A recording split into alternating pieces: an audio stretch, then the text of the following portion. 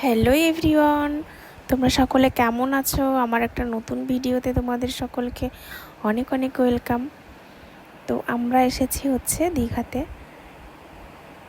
এটা যদিও অনেক দিন আগের ভিডিও। তো যখন মেয়েদের স্কুল ছুটি ছিল তখন আমরা গেছিলাম দীঘা ঘুরতে। তো আজকে ভিডিওটা শেয়ার করছি তোমাদের সাথে। তো ঘুরতে গিয়ে বেশ ভালো। তারপরে এই যে আমরা এসেছিলাম মোহনাতে, আর এখন ছিল জলটা বেশ ফুলেছিল আর কি। সকালবেলা একদম ভোরবেলা, তখন কটা বাজে, ওই 5:30 মতো বাজে, তখন আমরা এসেছিলাম মোহনাতে।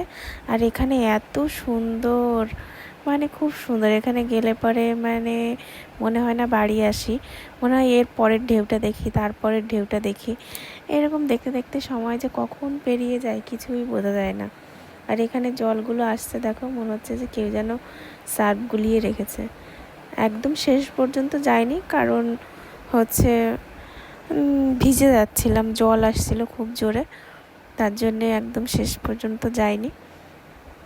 আর এখানে দেখো প্রচুর লোকের ভিড়, কারণ এই টাইমটায় সব বাচ্চাদের স্কুল ছুটি থাকে, তার জন্যে এই সময়ই সবাই যায় ঘুরতে। আর তারপরে এখন আমরা চলে আসলাম রুমে। তো আসার পথে এখানে মন্দিরটাকে দেখছিলাম যে কেমন লাগছিল। তো দেখো কত সুন্দর লাগছে দেখতে, আর ওয়েদারটা ছিল খুবই ভালো। আর সকালবেলায় এমনিতেই মানে খুবই ভালো লাগে দেখতে এই যে মেন মন্দিরটা। তো পরে আমরা আবার এসেছিলাম, পরের দিন ঘুরতে এসেছিলাম। আর এই যে সকালবেলা এখানে চলছে ব্রেকফাস্ট। আমরা যেই হোটেলে ছিলাম ওই হোটেলে হচ্ছে তোমার ব্রেকফাস্টে ফ্রি ছিল। তো খাওয়া দাওয়া করে তারপরে আমরা চলে এসেছি তালসারিতে। আর এখানে দেখো ওয়েদারটা এত ভালো ছিল, কিন্তু এখানে বেশি লোকজন ছিল না, কারণ কিছুদিন আগেই একটা ঘটনা হয়েছিল, যার কারণে এখানে একদম কম লোক ছিল। আর যারাই ছিল তারা নৌকায় করে ঘুরতে চলে গেছে, আর আমরা ওই কয়েকজন মাত্র ছিলাম। তো যার কারণে নৌকাটা বলছিল যে যাবে না অল্প লোক হলে। তো আমরা দাঁড়িয়ে ওয়েট করছিলাম অনেকক্ষণ।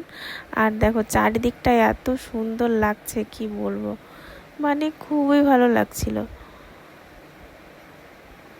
আকাশটা তো এত সুন্দর লাগছিল, মনে হচ্ছিল যেন এখানেই থেকে যাই, এত ভালো লাগছিল। তারপরে আমি আর বরমশাই মিলে একটু ভিডিও করছিলাম। সে তো ভিডিও করতেই চায় না, তবুও বললে পরে ছবি তোলে, বাট ভিডিও করতে চায় না। কিন্তু এই যে এই সব স্মৃতিগুলো থেকে যায় একটু ভিডিও তুললে। তারপরে আমরা এসেছিলাম মন্দিরে। তো ভালো, মন্দিরটা বেশ সুন্দর। আর সকাল সকাল এসেছিলাম, এই জন্য আরও ভালো লাগছিল, কিন্তু রোদ্দুর পড়ছিল চোখে খুব। আর দীঘাতে এই মন্দিরটা করে বেশ ভালোই হয়েছে। এখানে অনেকেই ঘুরতে যায়, আর নতুন এই মন্দিরের জন্য এখানেও এসে অনেকে সময় কাটায়, বিকালের দিকটাও আসে, আর খুবই ভালো লাগে। তো শর্ট টাইমের ভিতরে এখানে ঘুরতে গেলে বেশ মজা আনন্দ সব কিছুই হয়।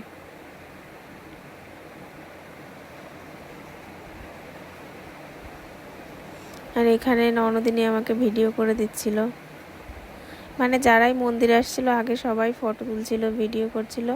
তবে মন্দিরটা বেশ ভালোই করেছে, আর মন্দিরের সামনেই একদম অনেক পদ্ম গাছ লাগিয়েছে, সেটা তো আরও সুন্দর। আর পদ্মের অনেক ছোট ছোট কড়ি এসেছিল, তো সেগুলোও খুব সুন্দর লাগছিল দেখতে।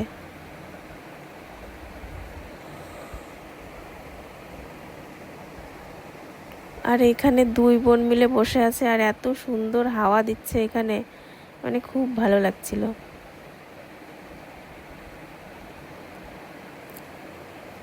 এখন আমরা ভিতরের দিকে যাব ঠাকুর দর্শন করতে। তো ভিতরে ক্যামেরা অ্যালাউ ছিল না, লেখা ছিল যে ক্যামেরা অ্যালাউ নেই, কিন্তু অনেকেই দেখছিলাম যে ছবি তুলছিল, কিন্তু আমি আর করিনি, কারণ যেটা লেখা ছিল ওই জন্য আমি আর করিনি, যে আবার কিছু বলবে হয়তো।